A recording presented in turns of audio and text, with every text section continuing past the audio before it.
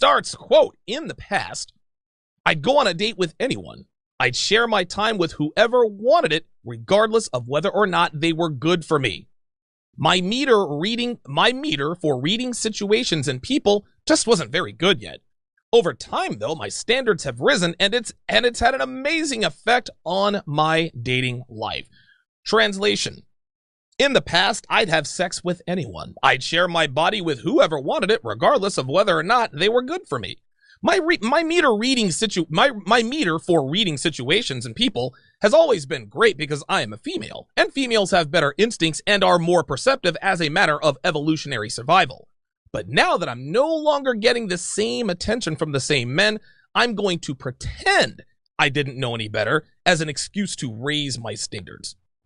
Gentlemen, blame shifting is the most common female behavior here in 2020. Nothing is ever their fault. They didn't know any better. It was all his fault. They never just own up to their actions and say, hey, I knew the bad boys weren't good for me, but I fucked them anyway because bad boys turned me on. Nope.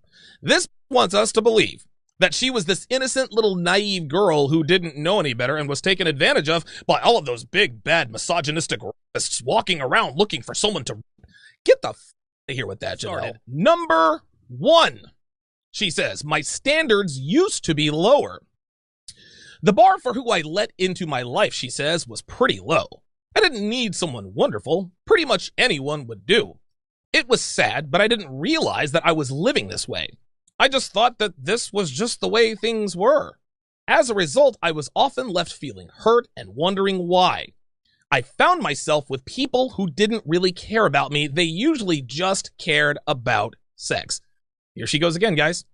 Telling us that she didn't realize she was living this way and that she thought that this was just the way things were.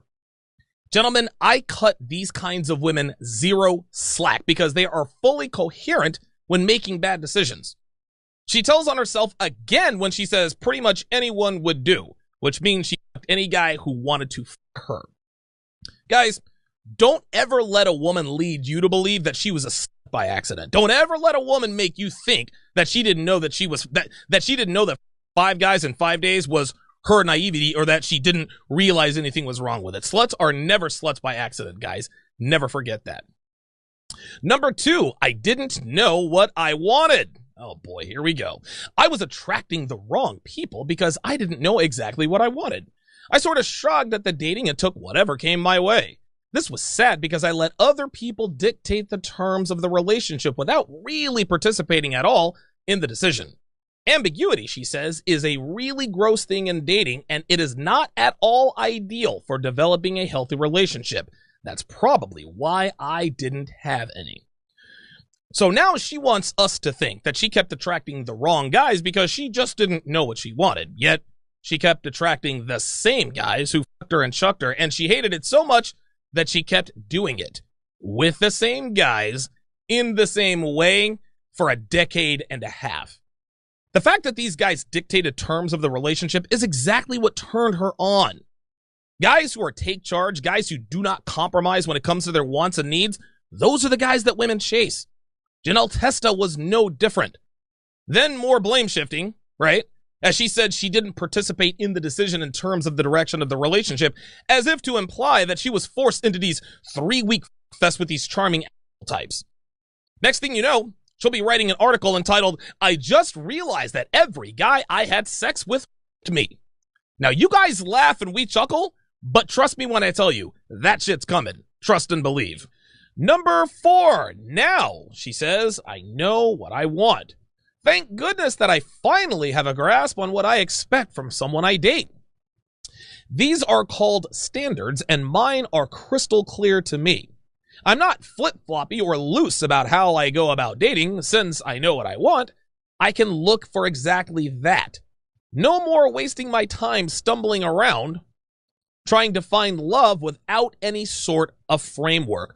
Oh, now she knows what she wants, does she?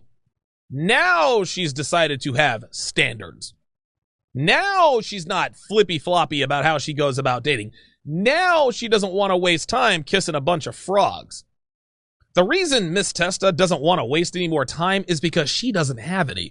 Of course you're going to be more judicious with your time and who you spend it with. You don't have your whole dating life ahead of you like you did when you were 20. What she's doing in this paragraph, guys, this is called making her necessity a virtue. I'm not wasting, for example, I'm not wasting any more time because I don't have time, right?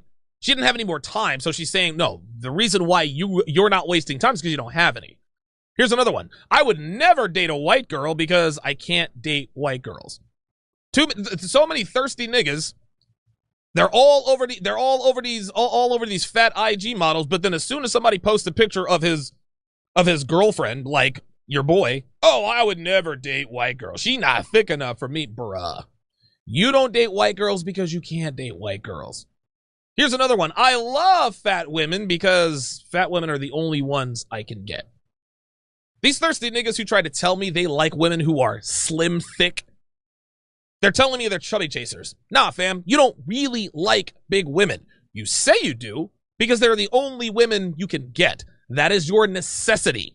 You want us to think that if you could date women who are in shape, that you would, but you can't. So you make your necessity a virtue. You guys see how that works?